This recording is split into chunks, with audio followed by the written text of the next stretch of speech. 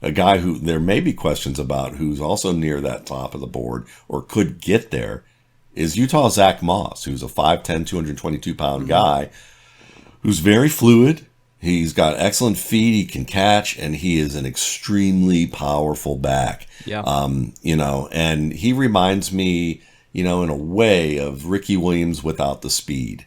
Think about maybe an older Ricky Williams with the Ravens when he could still play, but you weren't expecting him to do as well as he did. Zack Moss is probably somewhere between the Ricky Williams of old and early Ricky Williams. He's somewhere in that range in terms of speed, and I'm looking forward to seeing that at the combine, because if he puts on a nice show in terms of acceleration, change of direction, and speed, in terms of how quick and fast he is, he could elevate his draft stock by a round. If he doesn't, or if he performs poorly in that, the way he plays will mitigate some of the slides somewhat, but he'll probably drop around at least as a result of that. So he's another guy I'm watching closely. I love that one, Yates. I'd love to hear where you're at on Moss, because he's someone that he was like a backup, where it's like I had a couple guys and I was like, there was a backup in case you guys use the same guy. Zack Moss was someone I was going to bring up because he moves extremely well if he's 222. I mean, like he was someone that didn't look like he weighed over 220 pounds to me, but if he moves extremely well for that size. Where are you at on Moss? Yeah, so I have Moss rated lower because I see great intangibles, I see great vision, I see great contact balance, and of course Matt mentioned, he's extremely powerful runner. There are some cut-ups of him on tape where he just literally is delivering shots to the safety who's coming into the hole. I mean, he invites contact.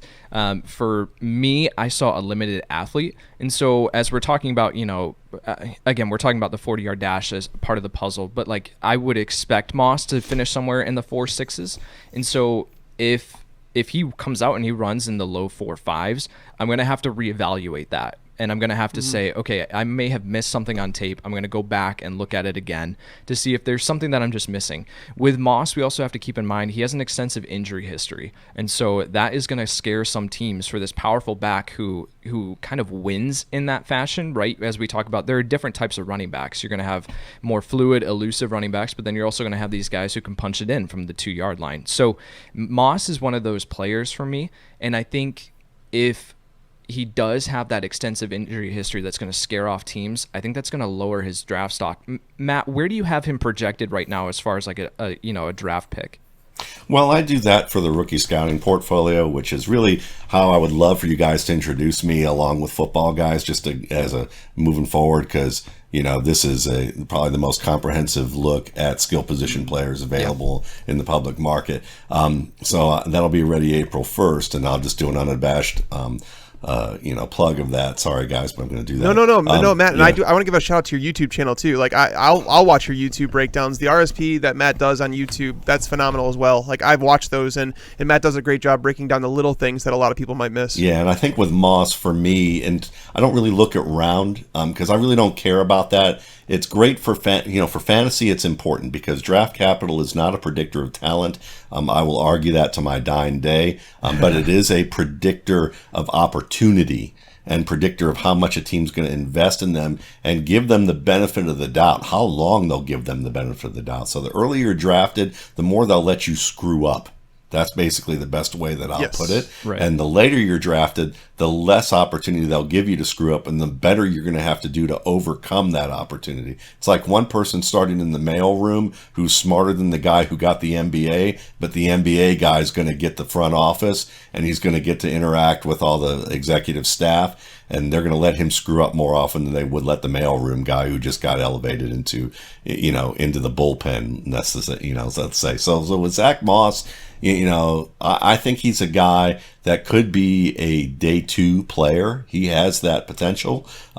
He's the things that oftentimes people will say are intangibles are actually things that you look at and you document. Vision, if you look at it and break it down in a certain way in terms of decision making, how you process footwork, how you read blocking schemes, and how you define those types of things, it's very high.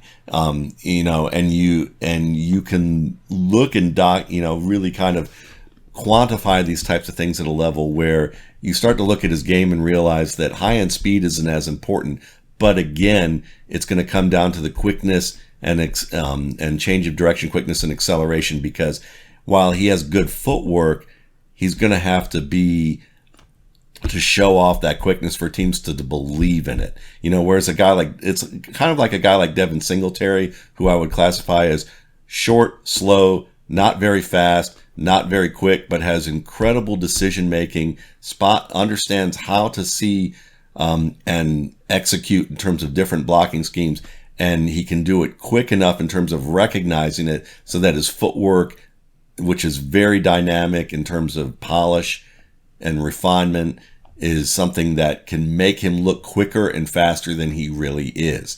So Zack Moss is kind of in the same area, except for the fact that he's a lot more physical than Devin Singletary.